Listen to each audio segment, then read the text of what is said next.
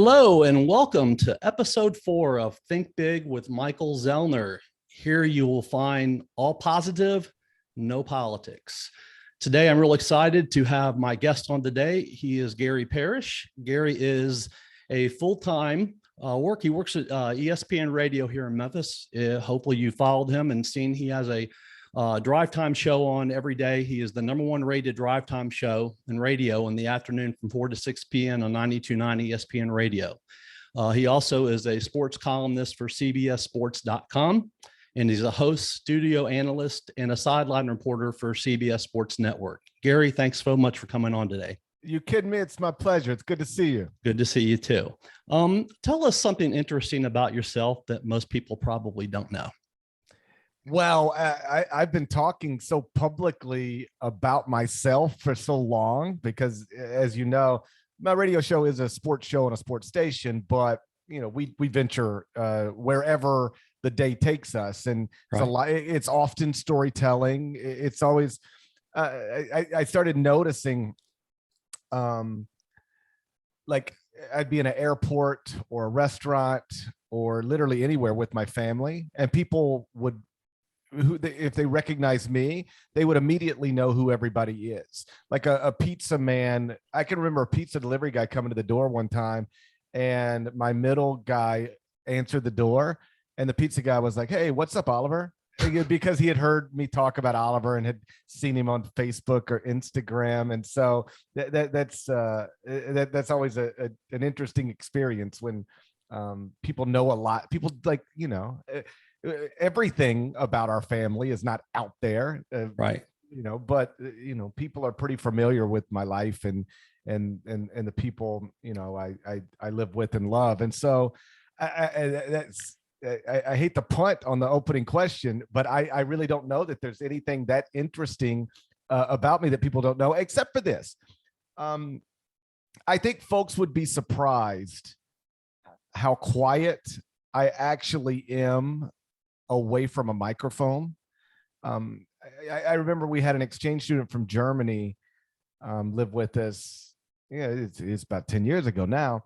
And she was struck by, she couldn't quite make sense of the person she saw at the house as it compared to the person she heard on the radio.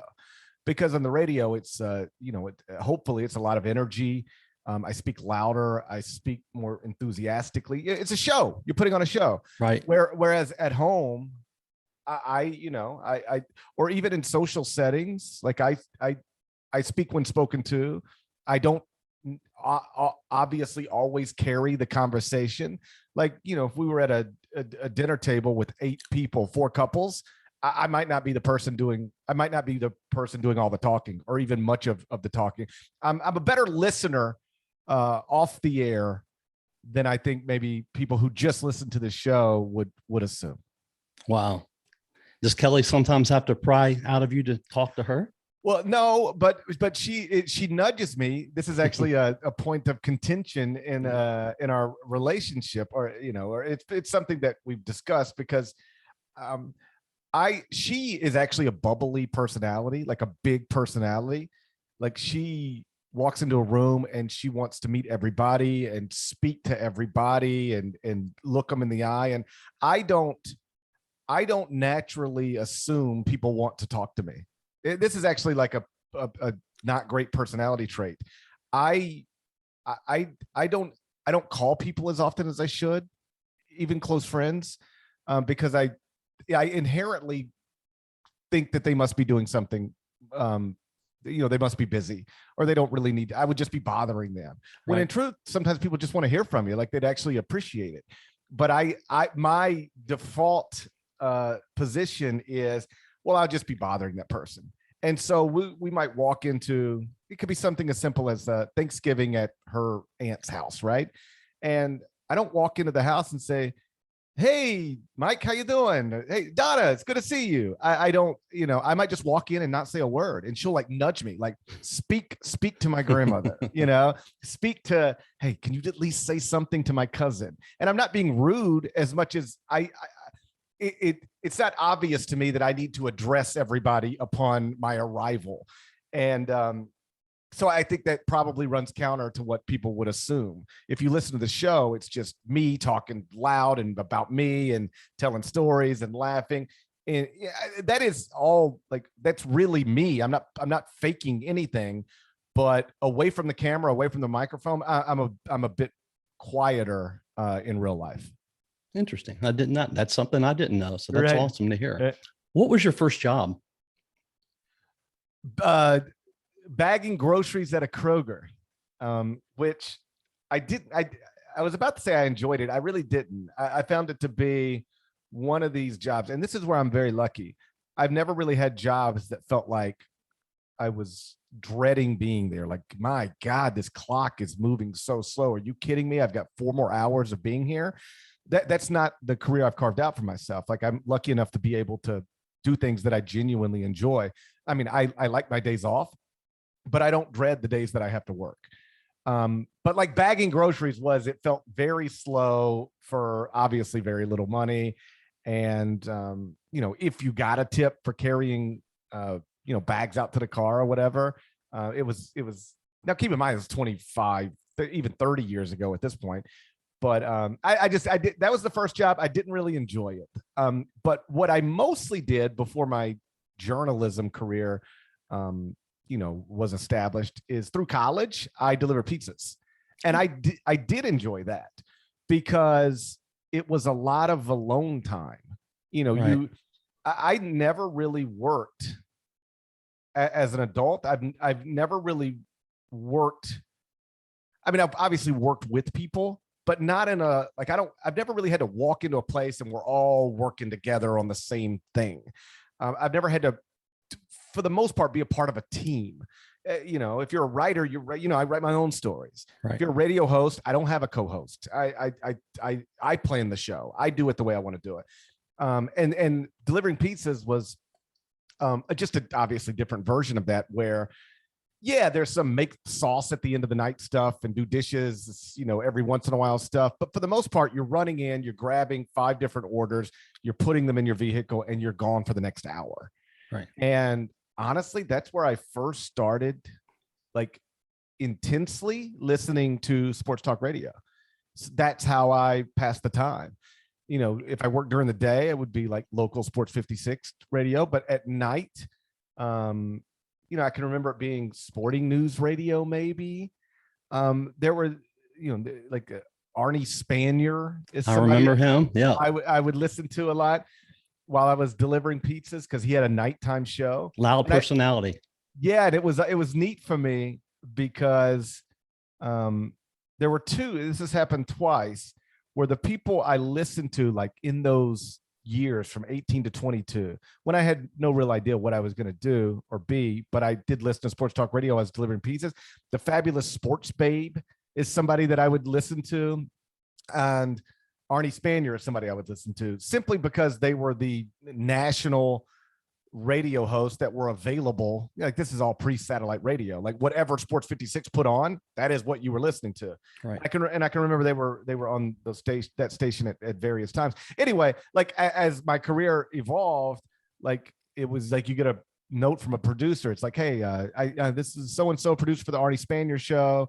He would love for you to come on. Fabulous Sports Baby, she would love for you to come on. So it was sort of neat for me to go and be guest on these people's shows that I listened to countless hours. But I delivered pizzas all the way through college. And then the truth is, I got hired at the Commercial Appeal even before I was technically graduated from college. And, I was there from like 99 to 2006, and then went to CBS Sports in 2006 and have been there ever since. And the radio stuff happened. I think my first year radio, I did a show, it was me and Jeff Calkins doing it together, 2008, 2009. And then in 2010, had the Gary Parrish show start on 92.9 FM ESPN, and have been doing that ever since. And the TV stuff, that just sort of came out of, that's not what I didn't ever expect. Like, when I went to college, I thought I was going to be a writer, like a newspaper writer.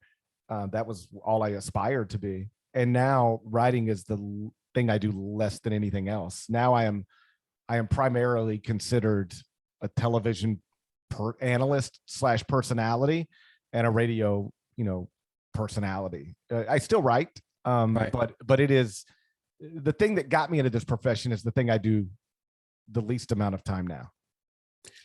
You talked about the commercial appeal in the CBS Sports, and I know those, were right after college. And then, after you got done the commercial appeal, went to CBS Sports, and then you got your own radio show, and you did all of this at relatively a pretty young age. I mean, what do you attribute most to your success so young? Luck, honestly. I mean, in the most humble way possible, I don't think you can do all of these things if there isn't some talent there, and if there isn't some hard work there. So I would actually attribute my career to a combination of three things. Again, in the most humble way possible, some talent, hard work, but also just luck. There is not a single thing that's ever happened for me that wasn't just kind of lucky. Like I don't pretend that I deserve everything that I have, or that there aren't people as talented as me or more talented than me who haven't made it quite as far. I have really benefited. I'm just being as candid as I can be. Right place, right time. For instance, and I'll try to make these as quick as possible, but I think it underlines my point. I was an intern at the Commercial Appeal while I was a senior in college.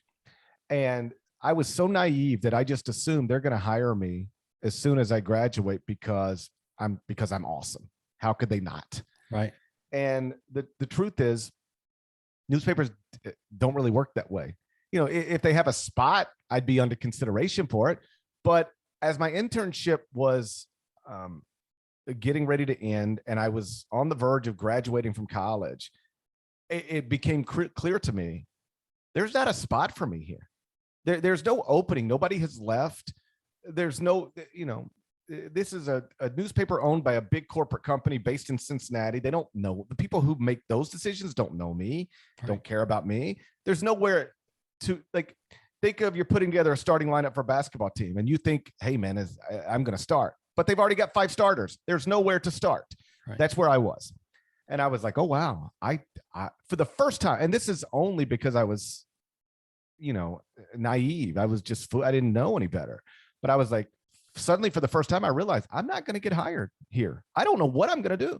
And I was really like starting to look for other jobs. And I had 2 things that were on the table. One was a fellowship at the Arizona Republic, which would have been great. It was like a 6-month fellowship, but it was also moving to Phoenix, Arizona. I had never really even seriously entertained moving away from home at that age. I was, living with my best friends. I didn't want to leave, but it looked like I might have to. So that was on the table. And then there was a job like in Riverside, California, making nothing. Like I would have been below the poverty level if I took this job in California, but that's where we were. And with about 2 weeks left in my internship, one of the prep writers got into a physical altercation with a sports editor. Like they got into an argument, it turned physical. He got fired. Suddenly they have a spot open and they hire me because I had been covering preps for them, as an intern. And even before that, as a freelancer. If not for that physical altercation, I do not get hired at the Commercial Appeal out of college. I just don't. It was right place, right time. Like, I don't want to say the person's name, but like, sure, he's still in the industry. He's done well. He's overcome all that. But he and I have talked about it before. I was like, you realize if you don't have that blow up that day, I have no idea where my career is. So that's step one of just getting lucky, within a couple of years of being there, I was just a prep writer, I was covering football, high school basketball, whatever. I realized, and this is where the hard work I think comes into play. I was like, you're not going to impress anybody writing a Houston Whitehaven football game story. Like what can you do that's bigger? So I started trying to think bigger things, and I was doing okay. Like I was a successful prep writer. I won awards in whatever ways you can win awards doing that.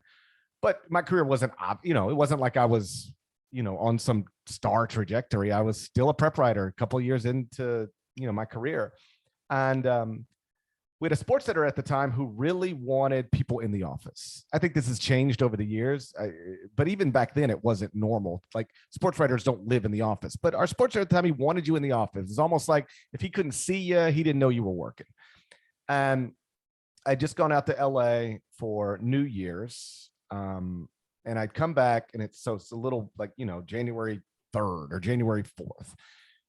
And this sports editor wants me in the office, but I'm a prep writer. There's schools are not in. It's Christmas break. There's like no basketball games. There's nothing. There's nothing to do. But he wants me in the office. And I had heard all these rumors about this possible recruiting scandal. And I was like, gee, I'm just sitting here. I got to be here till 5 o'clock. I guess I'll just start making some phone calls and to see if I could get anywhere with this. And the second call I made was to a man named Milton Kirk, who was a former Tresvant High School assistant coach.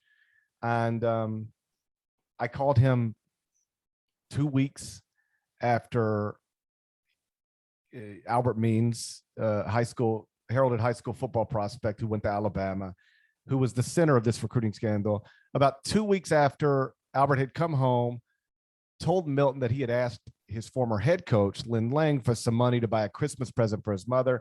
And Lynn said, I don't have any money. I can't help you. And Milton knew that Lynn had gotten literally 6 figures to send him to Alabama. And that just sort of set it off. And that's when Milton told Albert what happened. And Albert was going to withdraw from Alabama. And I just called him at the right time. And he opened up to me. And within a week of that, I had filed a story that launched what is still, as far as I know, the largest documented amount of money that a booster has ever paid to get a high school prospect to go to a specific school. It ended up getting 3 SEC football programs put on probation, coaches fired, 3 men indicted, federal felonies. People can Google that if they're that interested in it. But right place, right time. Because of that, I get a reputation as this young, up and coming investigative reporter. I wasn't, but that's certainly the way I was being described in whatever circles people talk about such things. So the New York Daily News was starting a sports investigative team. It's the team that ultimately busted Mark McGuire, and they were hiring 2 people to do it. They wanted to interview me for one of the positions. So I went up to interview. You got to remember, this is before Facebook, Twitter, any of that stuff. It wasn't like if I wanted to know what somebody looks like and see 50 pictures of them and know their birthday and everything else about them, we can do that today. But this was, I don't know, 2002, 2003, couldn't really do that. I go to New York. I meet with the sports editor at a restaurant that is in Midtown Manhattan. And I recognize her. She didn't quite recognize me. Anyway, first question she asked, how old are you? And I was like, I was like 24. I was like, and she said, oh, Lord. She said, we do not hire 24-year-olds at the New York Daily News. She was like, I'm sorry. I just had no idea how young you were. And so that's not a great place to start the conversation. This is basically an interview. But from there, the conversation went really well. Left the restaurant, called my wife. And she said, how did it go? And I said, well, I'm way younger than literally anybody on staff at the New York Daily. I would be the youngest person on staff at the New York Daily News by a significant margin. So, so there's that. And she was like, oh, well, she's like, well, and I said, she said, so what do you think? I said, I still think they're going to offer me the job. I still think I was good enough that they're going to offer me the job. And she was not excited. My wife wasn't. Whereas she had been excited about the possibility of it, or, when we initially talked about it, she was not excited to hear I thought I was going to get this offer, because she had just that morning found out she was pregnant with our first child, and she didn't want to move away under these circumstances.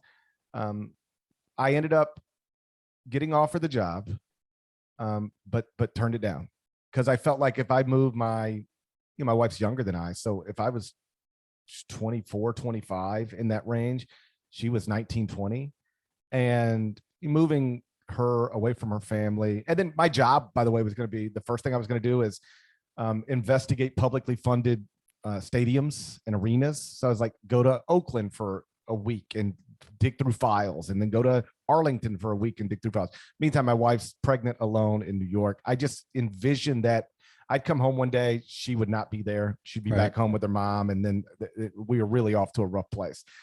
So I turned it down. But before I turned it down, I leveraged it into becoming the Tiger basketball beat writer. And I happened to be at a time when John Calipari was the coach. So not because I was anything special, but because John Calipari was the coach, people were familiar with my work because they wanted to read about John Calipari. Right. And so when Greg Doyle, who was the college basketball columnist at CBS at the time, he was getting promoted to be a general columnist. And I knew Greg. This is, again, just sort of the way things work out. He lived in Cincinnati.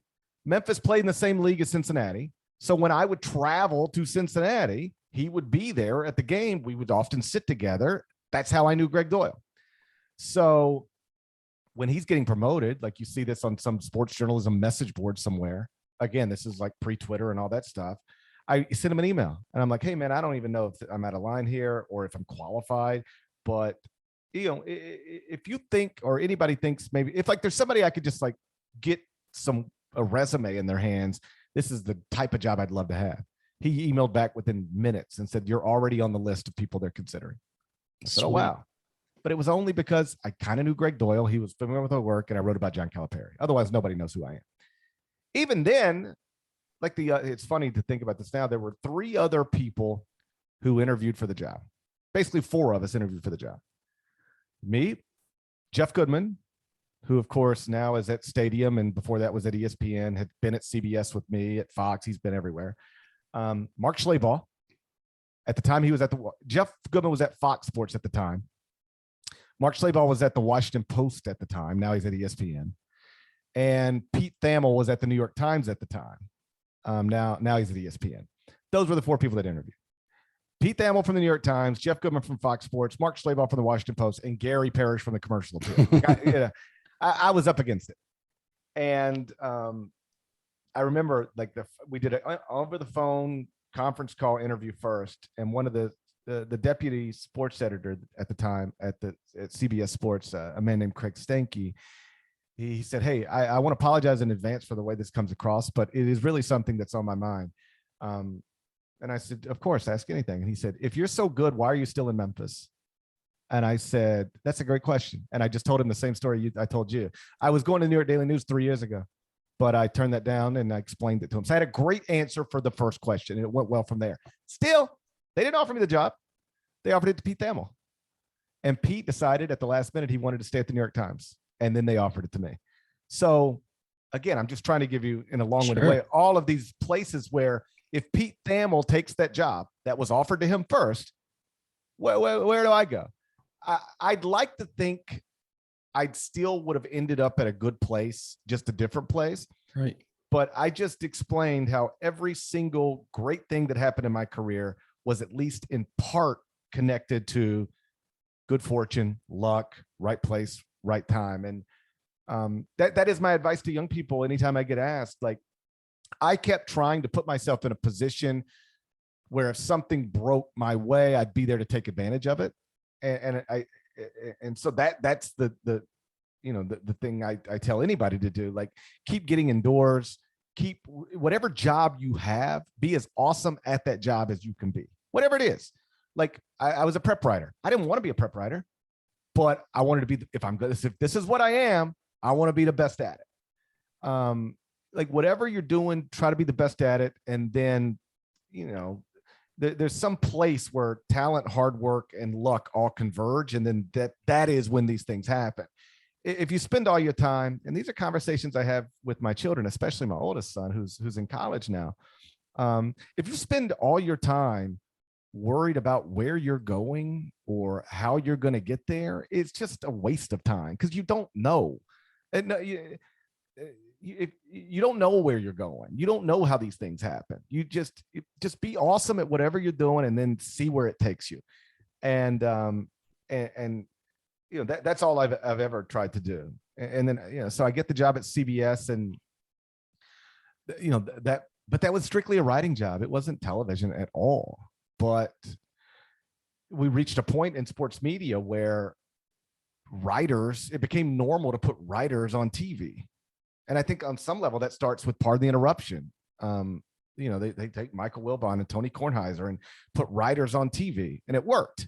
And so it became normal to put writers on TV. And so then I became a writer on TV, and then I become a TV person and the radio stuff as well. So, all of this stuff, even the radio thing is kind of, I don't want to say it's luck as much as just the way it worked out is different. Jeff and I did a show together, and then 92.9 had flipped from like a rock station to a sports station. That was really so they could just stop paying DJs, and they just ran ESPN National. They had no local shows. And we reached out to Dan Barron, who, runs FM 100 and The River and all these stations, and just said, hey, if you have any interest in doing a local show. At the time, Jeff and I were doing a morning show, and he was like, yes, I do want to do a local show, but it's got to be in the afternoon. If we're going to do our first show, it's got to be afternoon drive. And at the time, Jeff was going through a divorce. That's why I hesitate to call this good luck or fortune, because it was like not a great time in somebody's life. But he was going through a divorce where he was going to have his kids every other week, and he was going to have to pick them up from school every day, every other week. You can't do an afternoon show. Right.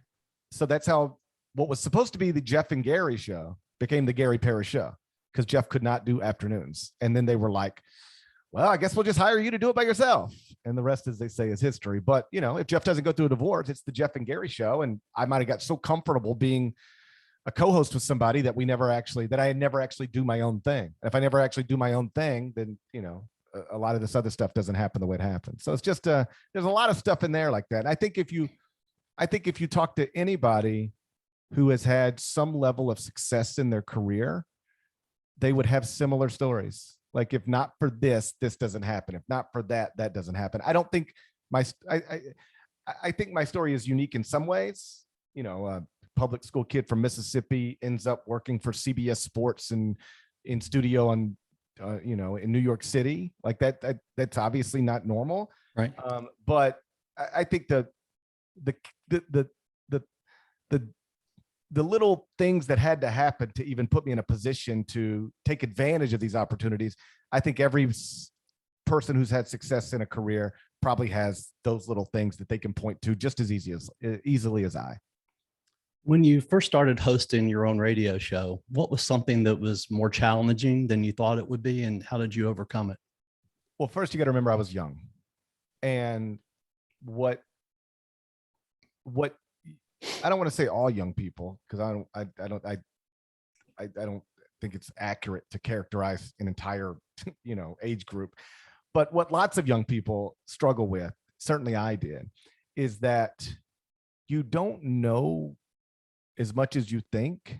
You're not, with rare exception, you're not as good as you think, but you're totally unaware of it, and and nobody can tell you otherwise. If an older person tries to give you advice, they just don't get it, Right. And so I don't know that I struggled with anything, because the show has been, in the ways that shows can be successful, it's been successful pretty much from the jump. I remember, we had hoped, like the first, like, what can this be when you're having those conversations? And obviously we knew it could be bigger than any sports show had ever been in Memphis, because we're on a big established FM signal as opposed to AM. Like, here's the truth with radio, or at least the truth. It used to be the truth. I think it is still to this, but obviously different because of, iPhones and XM radio and satellite radio and all that stuff. But people will just stumble into you on FM. On AM, they got to go. They're looking for you. Like, you're not going. People don't stumble into AM stuff. They stumble into FM stuff. Yeah. They don't stumble into AM stuff. So we knew it could be bigger than anything had done ratings wise, just simply because we're on 92.9 FM ESPN. It was a big station that had been on everybody's presets forever. Even if the format changed, like, everybody had 92.9 plugged into their car. So, but like, what does even big look like? Because no shows on Sports 56 had ever done more than like a 1 share or 1.5 share. So it's like, I think we can get 2s, and man, if it really goes well, this is what we were told, it could get 4s, right? Like we get a 4 share. Oh boy. Like you think we can really do that? Yeah. If it really goes well, I think we could do that. Well, not to get, again, in the most humble way possible, but like now we do 17s to 23s, depending on the month. It been as high as 24. Yeah, but like all the shows do well on 92.9. Some better than others, but like even the ones that rate the lowest do 10s, and so so I say that to say it started at a good place, and then it's been successful for whatever reason. But so I hesitate to say I struggle, but I could tell you this. The show, if I went back and listened to shows from the first year, I would cringe. I don't like, sometimes I see I see clips or hear clips of things I did 10 years ago, 12 years ago, and it makes me cringe. Like I'm uncomfortable listening to it because that's not who I am anymore. Like some of the things I used to say or joke about are not things I would say or joke about today. And every once in a while, particularly from people I grew up with, you'll hear, "Oh, he's changed." Well, of course I've changed. Why wouldn't I? I'm 45 years old now. If I were the same guy at 45 that I was at 25, I'd be embarrassed. And like I really reject that changing is bad. I think not changing is bad. I agree. I don't think, at least this is my life experience. I don't think you really know who you are until somewhere between 35 and 40. That's at least what it was for me. Like, I don't think I didn't realize what was important to me, what mattered, what didn't, whatever my core values are. I don't think a lot of that stuff was fuzzy in my 20s and certainly early 30s. It's not fuzzy to me anymore. I don't suggest that I'm perfect. I'm not. I'm incredibly flawed, but at this point I know who I am. And I don't think that was true when I started radio. Be a little self-indulgent. I think I could always tell stories. That was something that I noticed in bars I was always a pretty, natural talker. But what stories are you going to tell and how are you going to tell them? Those are things I figured out. Like right now, if you told me to listen to shows from 2 years ago, they would sound a lot like shows from 2 days ago. But if you told me to listen to shows from 11 years ago, I wouldn't recognize that person anymore. So I don't know that I just sort of, it took me a little while to figure out what's the show I want to do? How do I want to do it? And who do I want to be? How do I want to portray myself? And I think I've got that figured out now, but that certainly took me a little while to figure out. So I guess that's an answer to your question. Okay. How do you balance life and work? Not well. And when I say I'm flawed, that is probably where I'm most flawed.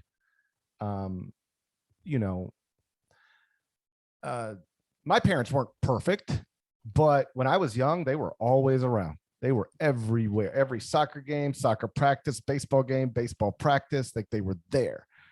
I'm not there at everything. I can't be, it's a lot of travel and I miss a lot. And this is something I thought was true a lot. And maybe I just told it myself it was true to try to rationalize, the choices I was making. But I do think it's partly true. Maybe not as true as I made it out to be. But if you're going to have, what do you want to be? You want to be father and husband of the year, or do you want to be successful media member? Pick one. You're not going to be able to be both. No reasonable person can work, basically 3 different jobs and pretend that they are as present in their away from work life as they should be. And it seems clear to me and to everybody I live with that I made that choice a long time ago. Like I'm going, I work a lot. some people are just full-time radio hosts, and some people are just writers, and some people really just host podcasts, and some people just do TV. I do all of those things. And during basketball season, it's, I'm gone Monday, Tuesday, Wednesday, Thursday. I see my kids Monday morning before they go to school, and I don't see them again until Thursday night, at best. And now it's a hard 4 months to make the other 8 months great and give us all of the things we're lucky enough, to have, but it's a hard 4 months. And so that I think is my biggest struggle. And not a lot of the stuff I'll talk to you about, and I'll say, but then I figured it out. And that's still not something to this day I have figured out. When a kid wants to, hey, Dad, can we go outside and throw the ball? Well, yes, but I've got a podcast in 20 minutes. Can we do it after that? And then by the time you're done podcast, something else has happened that requires your attention. And then something else has happened that requires your attention. And you look up and you never went outside to throw the ball, and now everybody's asleep. I'd like to tell you I'm going to get better. I don't know. I do think that having our children, our first and our second and third, so spaced out, like I've already raised one child. And so I know what I missed and what I know what I got right and what I got wrong. And so you can try to be a little more aware of that. I'm really getting a second chance to raise children. Most people have children around the same age. They raise them and then that's done. We had a child and then didn't have our second until our first was 11 years old. So and right now we've got 19, 8, and 5. So I can learn of what I missed with the 19-year-old and try to make sure I don't miss it with the 8-year-old and the 5-year-old. But if I'm telling the truth, I still miss some of it. There's only so many hours in the day. And that is one of my, in this moment, regrets. And I'm confident it's going to be a lifelong regret. Like did I really need to work as much as I did at the expense, of what it cost me, right, with my kids? Because, I know fathers who are much more, I see, because of social media, you see like, oh, look at so-and-so, he's coaching his son's baseball team. I will never be able to coach my son's baseball team. I'll be able to help, right, but I won't be able to coach it. And that's a struggle. And that's not one that I've figured out at all. I still struggle with it. How would your family and close friends describe you? Complex, because I've always thought this was interesting. Like I have, I don't want to say great relationships because they're not really relationships. I don't see these people very often, but like I could call any of my ex-girlfriends. There aren't a lot that I would actually consider girlfriends, but I think I could call any of them. And like my high school girlfriend, and if I saw her tomorrow, it would be great. I went to her wedding, girls I dated in college, like I maybe had 3 or 4 quote serious girlfriends. My point being this, I have good relationships with all of them. Like there's none like, oh, I'll never talk to that person again. And I don't think they feel that way about me either. But if you got them all together for whatever weird reason, they would all say the same things about me. They would all love the same things, and they would all be aggravated by the same things. I'm not the easiest person to live with. I think I'm selfish on some level. Like I want to do what I want to do.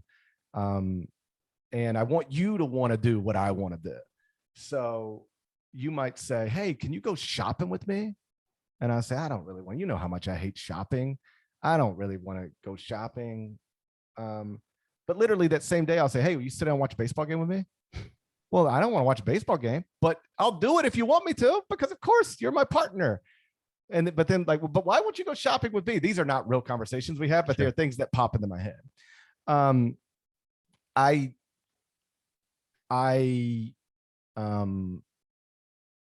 I think I'm a pretty easy friend because I don't ask much of anybody, like if you're there, awesome. I don't get, like I have friends who will keep in touch with more regularly than others, only because I know it matters to them. Like they'll take it personally. Like if I haven't called in 2 months. So I did this just the other day. I just randomly called one of my buddies because he's the type of person who, if you haven't reached out in a little while, he's like, oh, you must think you're too good for me now, or whatever. One of those guys. I'm not like that at all. Like if I don't hear from you for 2 months, I just assume you're busy like I'm busy. And when we see each other, it'll be fine. And so I don't require much from any of my friends. So I think I'm an easier friend than I am like husband, because, like I'm very neat. Things have to, I don't need baseboards scrubbed every day or the floors mopped, but I need things to I need clothes to be put up. I need the dishes to not be in the sink. And I don't mean you need to do all that. I just mean like that kind of stuff bothers me. Right. When things aren't where they ought to be and they visually in order, it bothers me. Like I cannot, like if I, sometimes and it's OCD. I mean, it's been diagnosed, but like if I'm backing out of the driveway and I notice the dining room shutters, one's open and one's not, I have to drive back up, go inside and fix that. Why? There's no reason. It doesn't matter to anybody else. Nobody would ever notice, but it bothers me. I got to go fix it now. So when your brain works that way, it makes it hard for everybody around you whose brain doesn't work that way. Because where I see a disaster, they see nothing. Right. And so I'm easily frustrated. How about that? That's probably I'm easily frustrated. Now it goes away. I don't fight about something for 2 straight days, but I am very easily agitated, very easily frustrated. And, I can acknowledge that can be difficult to deal with in some cases. Things that, and I think this is true for anybody. If you live with somebody and things bother you incredibly, but they don't even register with this other person, like they don't bother them at all, that becomes a weird thing to try to mesh. Because it's like, why hasn't this been done, or why hasn't that been done? And the other person's like, oh, just because it's fine. Well, it's fine to you, but it's not fine to me. And so that is a personality trait that I wish I didn't have, that I'm so easily agitated by things that don't even matter to most people. Because that can get complicated. Obviously not impossible to overcome, but it can get complicated. Listening to you on the radio for so many years, I know I've listened to you for over 10 years. It's 100% obvious you really love what you do. Your energy, your sense of humor, your passion, your enthusiasm come shining through every time you're on the radio. What does about your profession that makes you so happy? You know what? My dad was a meat cutter. My earliest memories were him working at Kroger in the meat department. If you went and bought a steak at Kroger, there's a good chance he cut it. At least, at that store at that time. And then he got hired at a place. He basically ran a food packaging plant, right? So he, not the most glamorous jobs. Worked hard, made a nice living, but certainly not the most glamorous jobs. And I can remember from the earliest age, like people would say, when you see people, the normal things that people say, hey, how you doing? And his answer was always, like, if you were to ask him, hey, how you doing? He'd say, only 32 more years to retirement. And then it'd be like, only 28 more years to retirement. It's like, think about every time somebody asked your father or your mother how they're doing. And every time that was the answer, only 26 more years to retirement. And I never even thought much about it because it's just like, that's what he said. And then I started thinking about it a little, and I was like, well, that's actually the saddest thing you could say, because he's almost counting down his life. Yeah. Like he's not enjoying, like, if you work 5 days a week, 8 hours, and then you're going to try to sleep 8 hours, like a good portion of your life is spent working. For me, most of my life is spent working. And I was like, and to hate, I don't think he hated it, but he wasn't passionate about it. And I was like, I don't ever want to do that. I want to find something that I enjoy and then try to be good at it. Now, leave it up to me. I wanted to be second baseman for the Mets, but I wasn't good enough to do that. But I had a passion for sports. I love sports, like a lot of young guys and girls. And I was in honors English classes and stuff. And so I worked when I was in high school at Horn Lake High in DeSoto County, Mississippi. I worked for the Maroon Tribune. I think starting my junior year, I worked for the Maroon Tribune newspaper. And I mean, the work was not good, but I guess it was good for a high school junior because teachers told, hey, you have a talent for this. And so I was like, okay, I'm not going to be good enough to play sports, but man, I'm going to be good enough to write about sports, talk about sports, really write about sports. That's all I thought.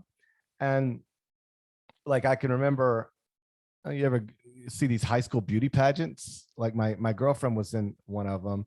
And I bring that up only because I have this vivid memory where they would introduce the contestants and they say, so this is Susie Little, and she's a junior and plans to go to Ole Miss and be a doctor, plans to go to Tennessee and and they would introduce the escorts as well. And so it'd be like, and here's Jimmy Smith, and he plans to go to Mississippi State and be a, attorney. Like everybody had these things. And mine was plans to go to the University of Memphis and be a sports writer. And I really think I must have been one of the only people who did exactly like I don't think I always knew what I was going to do, but I always thought I knew what I was going to do. So I was lucky enough to find something that I had a real passion for. And all these years later, there are times when I am overwhelmed. There are times where I need a break, physically, mentally. I don't like working as much as I work. But this is sort of the life I've carved out for myself. Like just earlier today, like sometimes there is some busy work. Like, we're doing NBA draft capsules, right? And I had to do like 20 of them. Well, that's not fun. That's busy work, but like it's got to get done. So you do it. So I'm not saying I enjoy every aspect of everything that I do, but largely I don't dread work. Like I'm going to do a radio show here in a little while. And I enjoy prepping for it. I enjoy planning it. I enjoy doing it. I wouldn't do it for nothing, but I've always thought this is interesting. Like anybody, every time the Powerball gets up to $248 million, like, man, wouldn't that be nice? Because it would be. Sure. But if I won that, like if I hit Powerball this weekend, I'd work less, but I wouldn't stop working. I don't think I would stop doing the radio show. Obviously, I wouldn't need that money anymore, but I would still probably do it because I enjoy it. And so that's where I've been really, really lucky. I still enjoy my vacations and time off. Everybody needs breathers, but I didn't wake up today dreading work. And I really never wake up dreading work. I wake up sometimes and go, whew, how am I going to get through this day? There's a lot of stuff that has to get done. I've got a podcast and a radio show and a column to write and a television and studio till 2 a.m. Like there are days where I wake up and I go, I don't know how I'm going to do this. But there's never days where I wake up and go, God, I can't believe this is my job. I would actually wake up to the extent that I would do anything like this and go, man, I can't believe this is my job. I can't believe, I just took a flight to New York, got picked up at the airport in an SUV. They took me to a nice hotel in Midtown Manhattan. Then they're going to have a car send me, come get me to bring me to the studio. And then I'm going to sit in a chair and get my makeup done and talk on TV. Like I do not take that for granted that I am able to do that stuff. And honestly, now I'm just doing a therapy session with you, but that's what I wanted. when I say I don't like working as much as I work, that is true because it can often be overwhelming. But I think so. Then the natural question is, well, then why do you do it? Like, do you really need the however much? Like, couldn't you lose some of this stuff and still pay your mortgage? And the answer is yes. But I am so insecure that I'm replaceable that I'm scared to give up anything because once you what if I say I don't want to do the podcast anymore? And then they find out, well, okay, then we got somebody else to do the podcast. And guess what? They're actually better at it. And like, so then what? Maybe we can find somebody else to do TV. Like, would it really matter to CBS's bottom line in any way whatsoever if I wasn't on TV? No, it wouldn't matter at all. So I say yes to everything. I take all the jobs I can get, not because I'm motivated to try to be all these things. It's because I'm scared of losing them. Like, I just got a bunch of dates this summer to host a television show on CBS Sports Network when the host is taking his vacation. And it's a lot of dates. It's more than I've ever done in the off season. And I really enjoy my off season. Like, I like to play golf. I take my kids to the golf course, go on vacation, all that stuff. And now I'm going to be in New York an awful lot in July and August. Now, I know deep down I could have said, guys, I travel to New York every week, January, February, March, April. I don't want to do it again in July and August. And then boom, here's basketball season. I know I could have done that, and they would have totally understood that. But you know what I said? Yeah, I can do all of them, whatever you need. Because I'm scared to say no. Because if they ever figure out they don't really need me, then where am I? And so that's that's the truth. Like, I think sometimes people think, oh, well, he does all this stuff because he's so ambitious or so like always reaching for the next thing. That's not really the truth. I don't need anything more than what I've got right now. There was a time where I was aiming higher every step of the way. Now I just want to keep what I got. And I am so I guess insecure is the right word, where sometimes I see other people turn down things and I'm like, man, they're crazy to turn that down. Because what if they never get asked again? And so I say yes to everything. And it's not because I want to do all these things necessarily. I enjoy doing them when I do them, but that's not the root of it. The root of it is I'm scared to say no. You know, you talk a lot about your family, and like we shared, you talked a lot on the radio about your family, and you and Kelly have 3 boys, Aiden, Oliver, and Lewis, I believe. Louis, but Louis. But that was one of our big things that came up when she picked out that name and wanted to spell it like the French version of it, Louis. I said, Kelly, like, you're the name picker, it's fine, but you realize he's going to get called Lewis his whole life. If he's playing baseball and now hitting Lewis Parrish, he's like, oh no, it won't happen. I said, it will. That is good. If you're fine with it, be fine with it. But I'm telling you, that's going to be a real thing. No, it won't. Okay, we'll see. Literally, we have Louis. I'm out of radio. I'm not doing radio. And Jeff's like, and congratulations to Gary and Kelly. I don't know if you guys had heard, but they had their new baby boy, Lewis. Literally the first time his name was said publicly, it was said incorrectly. Just a few weeks ago, we put him in a summer camp, and they were like, "Oh, you're checking in. What's your last name?" Parrish. Oh, Lewis. No, it's Louis. And I look at my wife like, I told you what was going to happen. So it's Louis, but I understand why you would say Lewis, because most people do. I didn't mean to get you off track. No, that's good. I didn't never. That's a good story. I know 2015 and 2016 were challenging for you guys. Yeah. You talked about it a lot, I remember, on the radio, and obviously both of you guys are fighters and you persevere despite obstacles. Where did you guys get that strength from? She's certainly stronger than I. As devastating as that was, and for people who don't know, we lost a baby, stillborn. We delivered a stillborn baby, which sometimes, and I'm not trying to rank tragedies, but sometimes, and you never correct anybody, because all of these things, losing a baby is devastating regardless of at what stage it happens. But we had also had miscarriages previously. Like, just because there's an 11-year gap between our first child and our second child doesn't mean that we wanted an 11-year gap necessarily. We had miscarriages in there. My point is, sometimes you'll hear somebody say, oh yeah, we went through what you went through. We had a miscarriage. And I say, oh yeah, well, yeah, it's not the same thing. It's just not. And so it took her being a lot stronger than I, because as devastating as it is for the father, it's just a different deal for the mother. It just is. I don't even know if that's the right thing to say, but it's my truth anyway. Somebody who did go through this before us, it's actually a colleague of mine at CBS Sports, Kyle Porter. I only mention it because he's talked publicly about it as well, but I reached out to him and I was like, dude, it was like 8 months earlier. I reached out to him just to say, hey man, I'm so sorry that you guys are going through this. And then I'm reaching out again to say, hey, we're going through the same thing. And one of the things he told me that I found to be true is he said, for you'll get a little better every week.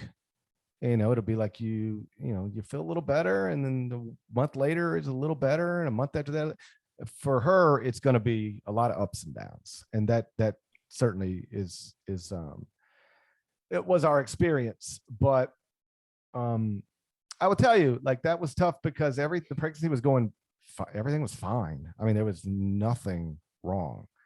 And then she just didn't feel right. Women know their bodies, and something wasn't right. And it was in February. I was in New York City, and she told me that morning, I'm going to the doctor.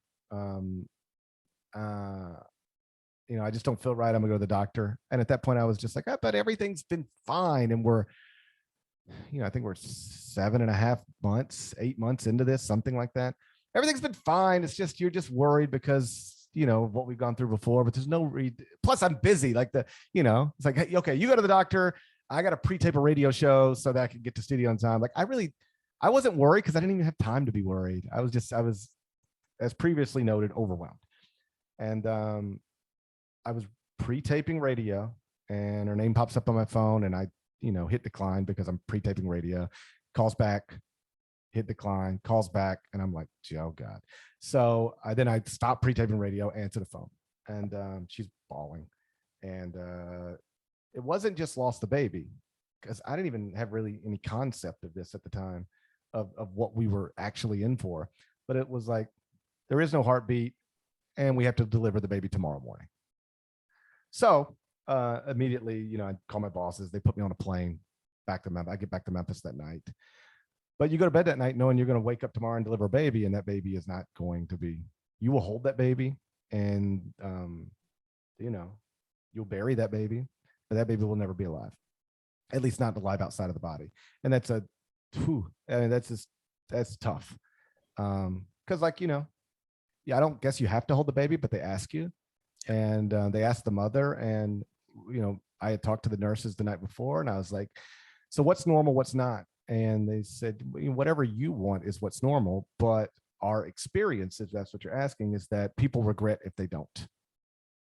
And so I just sort of had that in the back of my mind, and I guess that would have been true. But anyway, but that's a hard thing to go through. From that pregnancy, and what we found out is just the umbilical cord got wrapped around, in a way that it's not supposed to. And that's that. It's a very rare thing. It's nobody's fault, to our knowledge, nobody's fault, just a very unlucky thing that happened. And so that was hard. And what made it even harder is it took a physical toll on her body. And she had a tear in her uterus that was going to need to be repaired. And so that's, it wasn't pressing necessarily, but that surgery was planned. It was going to be done. And she got pregnant again before that had been repaired. At which point, the doctors told us this is as high risk as you can get and probably not going to go well. We weren't told to terminate the pregnancy, but it was certainly brought up to us as a totally reasonable option. And if I'm being completely honest, I was kind of for it, because, I just think in terms of the numbers. If a 20% free throw shooter goes to the free throw line, I assume they're probably not going to miss it. Probably not going to make it. And if a 90% free throw shooter goes to the line, I assume they're going to make it, right? So I'm trying to get my head around the numbers with our high risk pregnancy doctor, and it was like, so shoot me straight. So we talking 50-50? No, not 50-50. So we talking like there's an 80% chance that the baby won't make it. Nah, probably higher than that. So what are we looking at here? And they were like, well, I've talked to all my colleagues around the country. We can't find any evidence of a woman with Kelly's condition successfully delivering a healthy baby. No example. Like, no, you can't find one example. Can't find any. Doesn't mean it hadn't happened. We just can't find it. I talked to my people, got them in a group text. Nobody can think of an example. They couldn't tell us a story. Well, there was this woman in Delaware. There was none of that. So I was open because I was like, Kelly, you don't want to put yourself through this again, and that's what we're being told is the likely scenario. And she was pretty steadfast. Well, I want to try, and at that point, obviously I don't stand in the way of that, but I didn't have any expectations. And, the pregnancy went well. I mean, there were some dicey moments, but it went well. And then she went in for, it was ultrasounds every week, literally every week. It was, she was hospitalized on bed rest twice in that pregnancy, but ultimately she got far enough along where they saw something in the ultrasound and were like, we got to deliver this baby now. I was like, when? Like later this week? No, like in 45 minutes type thing. And they were like, okay, the baby's healthy, but he's probably going to be in the NICU for a while. And we'll, we don't know what issues he'll encounter being born this young under these circumstances, but we do think we're going to be able to deliver him successfully today. And he was breathing on his own quickly. We were only in the NICU less than 2 weeks. And now he's the 5-year-old, healthy, happy, couldn't be more perfect little boy. So I do think one of the things that helped us get through the first part is the second part. Like we delivered a stillborn and a healthy baby in the same calendar year. Lost the baby in February and then delivered Louis in November. And so I think that was the biggest thing, was that we were given a gift after having one taken away within a very relatively small amount of time. But for her to go through all that physically, mentally, make no mistake. I think your initial question was about the strength. She was the strong one. I was just sort of along for the ride. My last question for you is, what are the most important lessons that you've learned in life? I'm still learning them. And I think, and this has been my problem, is that even when you learn them, it doesn't mean you live your life accordingly. Right. So like I have learned that,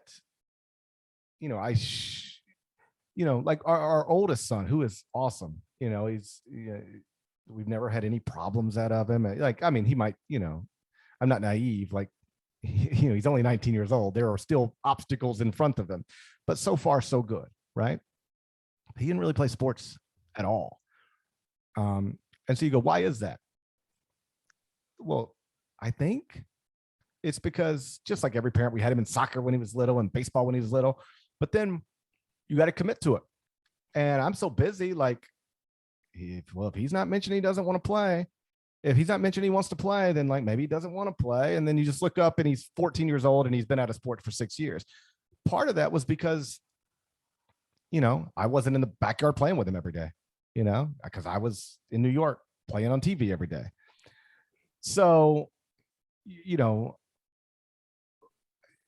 like he's done, like we just didn't have those moments when he was growing up. And this is something I actually talked to John Calipari about one time, when I was the beat writer and he was the coach at Memphis.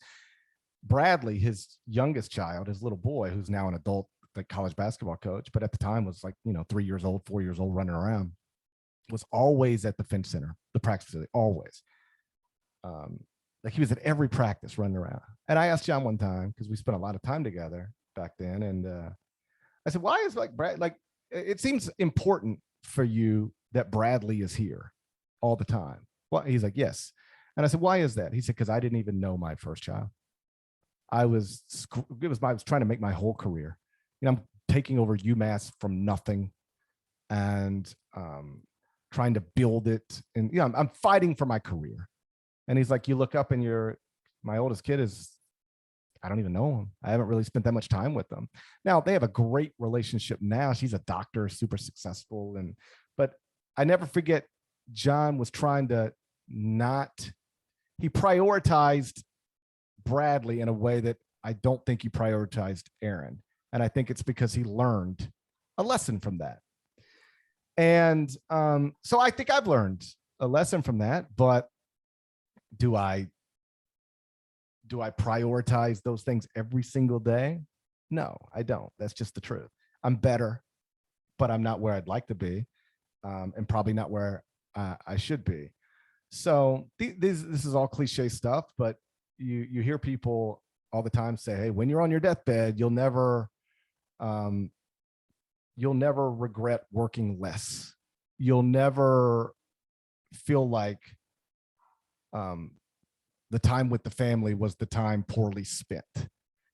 And I recognize that, but I still probably prioritize work a little more than I should. And so that's an example of a lesson I've learned, but I still haven't implemented it as well as I would like. I'm better, but still not where I'd like to be. And then, what do you want your kids to think of you? Because here's the truth. I don't think my kids care that I tell stories on the radio. My oldest son has literally never mentioned my radio show to me, not even one time, ever. He's never mentioned it to me. He almost rolls his eyes when other people mention it in his presence. He has never once said to me, hey, so I heard you on the radio today. I don't know that means he's never heard me on the radio. It is not something he talks about. He doesn't seem to care. So you find yourself in life, you're doing all these things that other people care about immensely, right? Oh, wow, I saw you on TV last night. Oh, wow, you're at the Duke game. So you're going to the Final Four. I don't think my kids care about that. Like, my kids just want me to go swimming with them, And so that is something that I've learned. And like I said, I'm better with it, but I still think that there's a decent chance it'll be a long-term regret that I'll look up and, my kids will know I love them, and they will know that I worked like crazy to provide them for them and create opportunities for them. But will they feel like I put in the proper time? I worry about that sometimes. And that's why I try to be better about it now than I've ever been. And I do think I'm better now than I've ever been, but probably not, like I said, probably not where I need to be. So that's a lesson learned, but I'm still trying to figure out exactly how to work it out. And I'm scared that, if you and I were talking again in 10 years, I tell you, I'm still trying to figure it out. Still a very good answer. How can people find you on social media, Gary? Obviously Facebook, just Gary Parrish. There's a personal page that's just, I keep the work stuff off of that. And there's a work page where I keep the personal stuff off that. I'd like to have, so I've learned over the years, it's good to have that stuff separated. And then Twitter at Gary Parrish CBS, Instagram, I think, is also at Gary Parrish CBS. So I'm not as active on really any of them as I used to be. I don't find it as enjoyable as it once was. Right. But it's all still there. So it's not hard to find. Okay. Also remember, every Monday through Friday from 4 to 6 p.m., the Gary Parrish Show, 92.9 ESPN Radio. Gary also has, he mentioned his podcast, Eye on College Basketball Podcast with CBS, that you can find that online. And if you're looking for clothing for infants, if you're looking for clothing for very young children and preemies, Gary's wife, Kelly, has a store in South Haven called Aiden and Ollie, named after two of your sons. And check them out, because they have, I went online and saw all about it and everything. I thought how great that was. Yeah, like that's the thing we didn't really touch on. I'm the second most successful person in my family. Like, she had a real, I don't know, she thought she could be good at this, and I honestly was just hoping it wouldn't be a money loser, like, hey, chase your dream, but like, let's not go bankrupt doing this. And, she's been really successful and she's great at it. And, that's another thing that, when I'm working all these jobs and she's a a business owner. You know what that's like. It's demanding. And so that's another thing that spreads us pretty thin, but she's knocked it out of the park. For a while, she would often get introduced in circles like, this is Kelly, Gary Parrish's wife, Gary from the radio, this is his wife. Right. And now it is just as likely I'll get introduced as, Aiden and Ali, his wife owns that. So now I think you get the point. I'm her husband now, as opposed to she's my wife. I'm the person who's married to Aiden and Ali, the owner of Aiden and Ali, which makes me proud. Yeah. What a great story behind that. And I'd love to have you back again down the road and talk more about that, because it's just a great story, that. And Region 1, what they did for you guys and everything. So many good things to talk about. Gary, I really, really appreciate you coming on today. You've always been really good to me, and I just really have enjoyed this a lot. Brother, it's my pleasure. I was glad when you reached out. It's awesome to hear you doing so well. I appreciate you having me. Thank you so much, and look forward to talking to you again soon. We'll do it whenever you want. All right. Thank you, sir.